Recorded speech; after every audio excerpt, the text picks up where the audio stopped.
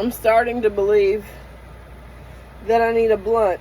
Just an emergency blunt for when the devil starts talking to me and I start feeling sad. Like I don't want to feel sad anymore. I'm tired of feeling sad. I'm tired of feeling sad. Within 196 days, I had 4 dogs die on me. I have a sister who has cancer who's not taking it as serious as me. Like, no. Last week she told me, she's like, I told my neighbor, you need to stop giving me cocaine. And I'm like, on the phone, I'm content, I'm quiet, I'm supportive, because 11 years ago she told me she was tired of me trying to be the big sister because I was always telling her what to do. So between my younger sister and my baby sister and my baby brother, I stopped just giving unsolicited advice. But in my mind, I'm like, bitch, what the fuck? You've been doing cocaine? Why you have cancer?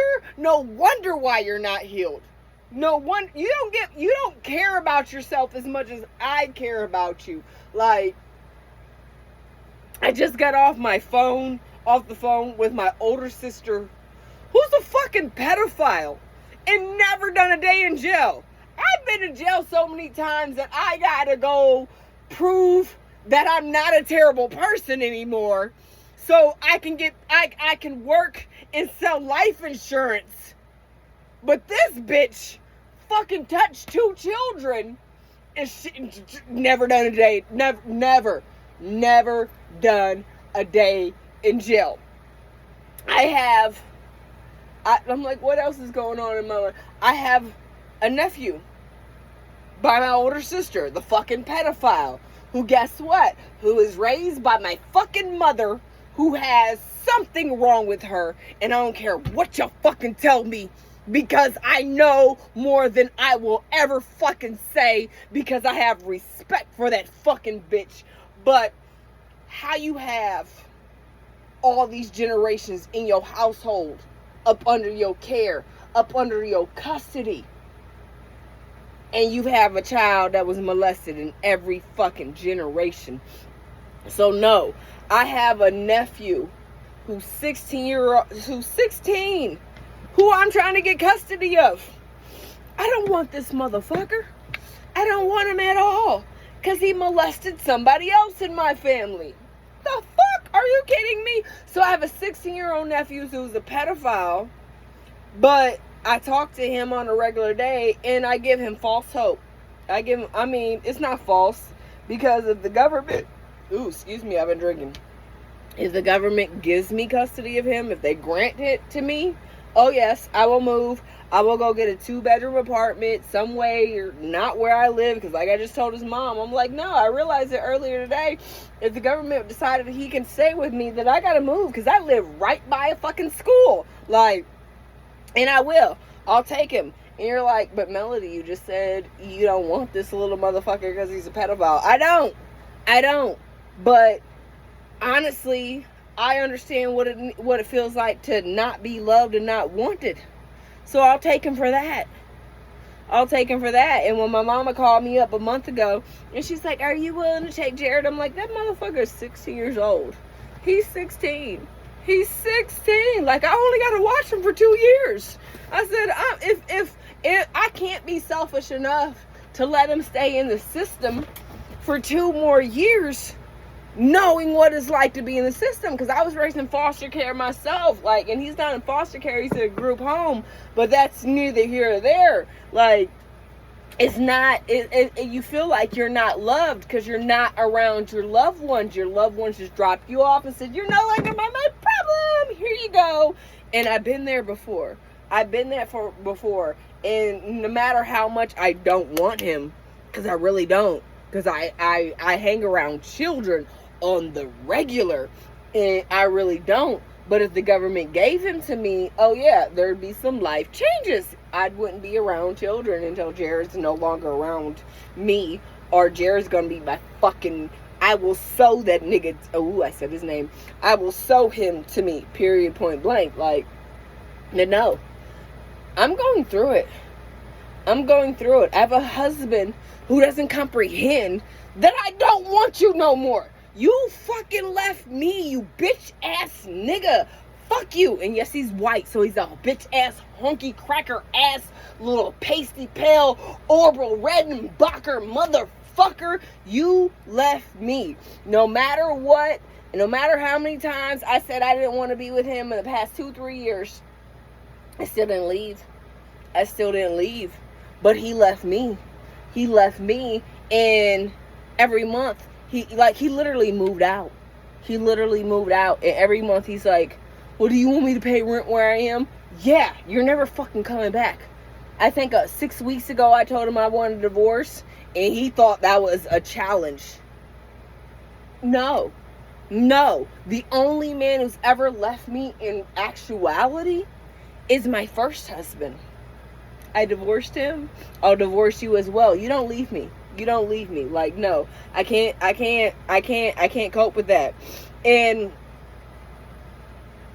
I'm not about to tell you all the negative things about my husband and my marriage, because I'm like, discretion, discernment, whatever, discretion. And because I have respect, I have a certain level of respect, because he did put up with me. But no, bitch, motherfucker, the number one reason why I will never, ever take him back is because, so 5.5 years ago, I gotta drink this, I'm sorry, I'm parched. Yeah, I've been drinking. That's how well my older sister, the fucking pedophile of the family, knows me so well. She was like, it's not Friday, why are you drinking? I lost 2 dogs in 10 days. I've lost 4 dogs in 196 days. I'm not well. I'm going through an invisible divorce. And why I say it invisible? Because my husband acts like it's not reality, but it is. And I have a sister who calls me once a week crying because she's in agonizing pain, but she doesn't give a fuck about her life to actually change her diet and start taking care of herself. She expects these magical fucking pills to take care of her, the medicine. Pharmacia is a fucking false god, a demon, an evil deity that poisons you. Like, I just told my older sister, I was like, no, my daddy told me when I was a little girl that all drugs are fucking drugs. They're all drugs. The drugstore, they're all drugs. They all have negative side effects. Both my parents were junkies. They were straight up junkies. My mama told me once upon a time, I did every single drug, every single which way that was out at the point in time when I was doing drugs. So yeah, she's done heroin, she's done crack. Oh, she's infamous for crack. She did cocaine. That was her favorite thing. I understand, because I was addicted to cocaine at a point in time. And she started off with Quaaludes. Like, no. I was raised by junkies. Like, Pharmacia, I don't care. Melody will lay in the bed and be like, no, I just need an ice pack. I need an ice pack. I just need to go to sleep because something is wrong with me. Because I'm terrified. I'm terrified of taking any, I don't care if they're over counter the drugs. I don't care. They all have negative side effects. That little Tylenol PM, that children's allergies, ibuprofen, that Motrin, that Allegra, that I'm like, what is it? It starts with a Z. I can't even remember what I was taking for allergy medicine. That shit had me acting like a fucking fiend. Period, point blank. I used to do drugs, so I know what drugs are like. And if I didn't take that pill to stop me from sneezing, all this would start itching. And it says you're supposed to take once every 24 hours. After 23 hours, my body would be craving it, and I would be acting like a fiend. So no, all drugs are drugs. I just got bit. I got stung in the eyebrow right here a couple of days ago. I had to take Benadryl. And when my son gave me Benadryl, I said, oh, you're trying to drug me. And I laughed because, yeah. But in all actuality, my son was just like, half your face is swollen, Mom. I just want you to be better. But I'm like, you're trying to drug me. Like, so I took the pills and I ate something because I didn't want to take drugs on an empty stomach. But I know how to take Benadryl. Ain't nothing. I started taking Benadryl when I was in high school. It's nothing to me. But that chick has had me off my sleep schedule for the past 3 days. Like, no, you sleep all day and you're up all night because Benadryl's been messing with me. I took Benadryl last night. I ate something waiting to go to sleep. My sister's like, no, you got to take that 4 hours before you want to go to sleep. I didn't go to sleep till 1 something in the morning, and then I slept all day. I woke up to take care of dogs and let them out and take care of business, but I slept all day. That's why it's, what time? It's 12:27, and I'm up right now because Benadryl don't ever play. Like, but no, I got a lot of bullshit going on in my life. I'm sorry if I'm being extremely candid, because usually I try my best to hold my tongue because I'm a child of God. But right now I need y'all to know, because people don't ever know what's going on behind the scenes. They don't. They just see what I present to them, because I've been taught to put on a pretty front and act like shit's okay. Shit is not okay. Shit is not okay. Like, my husband came over last week, said, I just want to make sure you're okay. I'm not, motherfucker, and I want to kill you right now. He came over on Wednesday, and technically it's Wednesday right now, and I'm still not over the fucking shit he said to me on Wednesday last fucking week. Like, bruh, leave me alone. If I tell you I'm not okay because I'm afraid I might fucking snap and kill somebody, leave me alone. Leave me alone. And I really mean it. I really mean it. Like, if I didn't have the blood of Christ in me right now, I would have killed him. I'd be in prison. I wouldn't even be in prison. I wouldn't even be in prison, because I would have killed everybody who aggravated my core, and then I would have killed myself. That's reality. Yeah, either I would have killed myself, or I would have made the suicide by cop. Yeah, I'd have made them kill me. And I have the ability to do so. I can aggravate. I can aggravate. I can definitely, what's the word? Emasculate. I have the ability. No, there's an evil demon who used to live inside of me that had the ability to emasculate. And all I gotta do is invite him back, and that demon will be like, yes, thank you. I've been waiting for years to come back and torment you by being an evil fucking bitch. Because I used to be an evil fucking bitch, and I try my best not to be. And it's ridiculous, because my evil fucking current husband takes this shit lightly. He once told me, he was like, no. And I told him, I was like, I don't have the ability to talk like that anymore, because I'm not that person evil more. He was like, no, just go ahead, talk to me like that. No. You mean you want me to invite them demons back inside me so they can use my tongue and tell you everything? No. No. And then he had the audacity to tell me he wouldn't take me to a rage room. Bruh. So you telling me you want me to just call on the demons and allow all that anger and stress to come out? No. No. There's an evil spirit, because she's not even a person. There's an evil spirit. I make jokes and I say there's an evil spirit inside of me that I've locked her in a cage, and I don't even know where the key is. But for some reason, my current husband, he wants to wake that bitch up, and he wants her to show up and show out.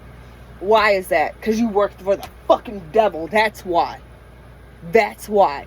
Anybody who's a fucking Aries, and April Aries, will understand. We got this personality, and I know for a fact, because I study spiritual realms and not just physical realms. We got this evil fucking deity spirit inside of us that is the worst motherfucker on the planet Earth, and my husband keeps on trying to wake her up. Why? Because you work for the devil and you want me to embrace the dark side. No, I won't. No, I won't. No, I won't. I'm just going to sip on my Cooler's Light and wish I had a beer. I have a vape that my son has, but it's almost dead, so it doesn't even give me the full satisfaction. But I'm just going to embrace the cooler's light, even though I know that's a spirit that comes from the devil. But what does the Bible say? Be not ye, well, it says be sober-minded. I'm not drunk. I'm not drunk at all. Like I told my older sister, I said, all I got to do, eat me a greasy meal, drink me a bottle of water, and go pee. And I can drive, no problem. No problem. Like, so no. It's very rare that I ever get drunk.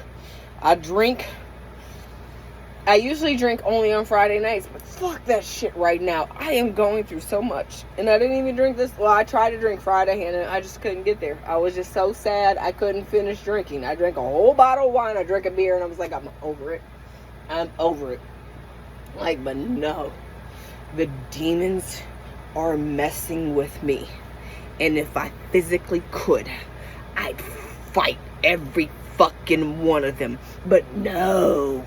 They hide behind a veil because they know I'm ready. They know I'm ready.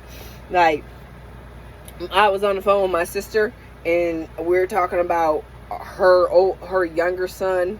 He has an issue with self-harming. And I told him the other day, like, no, bruh, like, literally, I can show you scars where I've cut myself multiple times. He was like, oh, TT, I didn't know you used to do that. Let me find out. I'll be advertising to people I used to try to hurt myself. Like, no. I've learned how to fight the demons in the spiritual realm. When the devil shows up and tries to tell me I'm a lowly piece of shit and I don't deserve this because I used to do this, I tell him to go fuck himself. Yeah, I tell Satan, aka the angels formerly known as Lucifer, to go fuck himself, and everything he has to say, go fuck you, no, and all these other things. You just can't think of them at the particular time because it's not the moment. So Satan knows, no matter what he says to me, I'm like, F you, bruh. I tried to commit suicide so many times as a youth. I'm 41 years old right now. It's not going down. If you didn't kill me when I was a teenager, F you. I got too much to live for. Just because life is sad right now don't mean shit. F you. You don't win. Me and my Yeshua HaMashiach, Yahuwah, and the Yahu Kadesh, we win. Not you. So yeah, at this point in time, I'm like, F the devil. I will always be F the devil. And God be like, I told you don't say those words. Well, you know what? You gave me unconditional forgiveness. So forgive the fact that I say F the devil. Because F him and all of his evil minions, the Nicolites, relations, the Nicolites. I'm tired of it. But no, I got the love and the blood of Yeshua HaMashiach. Learn some Hebrew, real words, because Jesus is nothing but a fake word. But God gave power and dominion in that word too, because that's the word that the world knows. But it's nothing but the love of Christ that lives inside of me. And that's the spirit that lives in me. But guess what? I'm being held hostage by this flesh. So my flesh says, F you, I'm ready to fight. My flesh says, F you, I'm ready to fight. And like I said at the very start of this beginning of this video, I didn't know it was going to be 20 minutes long. I really need to keep an emergency blunt on hand. I don't like to smoke weed every day these days. Like, I just... Look, and so the people are like, well, why don't you like to smoke weed every single day? Because I used to smoke weed. I used to smoke a quarter of weed every day to the face. No sharing. When people say you want to match blunts, no. I got my own weed. I don't need yours. Like, but I need something for when, like, this has been a healthy therapy, because I'm not going to crying. I believe I was crying at the beginning of the episode. But when the devil wants to attack me, the effort in my system. That effort in my system definitely makes me relax. And you be like, so why don't you like to smoke weed every single day? Because I feel the disconnect between me and God. I'm so close to him like this. When I smoke weed, I feel like this instead of like this. Like, so I don't like to smoke it every day. I really don't. But you know what? And you be like, well, don't smoke it at all. F you. F you. I will punch you in your fucking throat. Like, no. I used to do cocaine for breakfast. Like, seriously. I used to do cocaine for breakfast. I got real life shit going on in my life. Like, no. I'll go weeks and weeks without smoking some weed. But sometimes when I feel like I want to kill somebody, marijuana is the best thing to calm me down. You're like, you really feel like you want to kill somebody? Yes. Yes. Yes. I have felt like a serial killer for years and just been trying to stop myself from killing people. And the only reason why I don't kill people is because if I don't help my family, who is? I told myself yesterday or the day before, if not me, then who else? Who else? Who's going to rise up and do the right thing if I don't? So no, Melody is I'm Melody, in case you didn't know. AKA Mel, AKA Mel. If I don't do the right thing, then who's going to? So yeah, I stopped myself from killing people because, trust me, they want to be killed. As far as I'm concerned, if you tell somebody you want to kill them and they just show up here at your door, they're just testing you. They're testing you. And they just keep on messing with me because they know. Look, I done straightened my hair the whole entire time I'm on the phone with you. Best hair straightener ever. Flat iron, whatever you want to call it. Cost me $200. Totally worth it because I can flatten all this thick girl. I'm not a thick girl, but thick hair within 20 minutes. I'm 57% white and 43% black. And I got some extremely thick hair. And I straightened it all in 20 minutes with that flat iron. That's why it's worth $200. Because it used to take me an hour or more to do all this hair. Because my hair goes all the way almost to my buttocks. And it'll be there eventually. It goes, see, it's so long, like, yuck. Alright, but yes. I love God and He saves me. But I promise you, I'm going to start keeping an emergency blunt in here. Because before I started talking to y'all, I was crying. And ain't no telling how I'm going to feel when I say goodbye to y'all. I might start crying again. And if I had a blunt, I'd be lighting the blunt like, fuck all my problems. I'm going to sleep. I'm going to my happy place. Either way, I'm telling you, find what keeps you from preventing hurting somebody, because I've wanted to hurt people for years. Like you heard me say, I have a sister who molested my daughter. She molested my nephew 19 years ago. Yes, I want to hurt her, but I don't even think about hurting her no more because I'm over it. I'm over it. God's going to get her. I've been laughing at her for years and years and years because she suffers. She suffers on a regular basis. My husband, I laugh at him. I laugh at him because he suffers on a regular basis. I really suffer. I really laugh at everybody who has hurt me mentally or physically because God has made them suffer. Melody doesn't have to do anything. God gets them.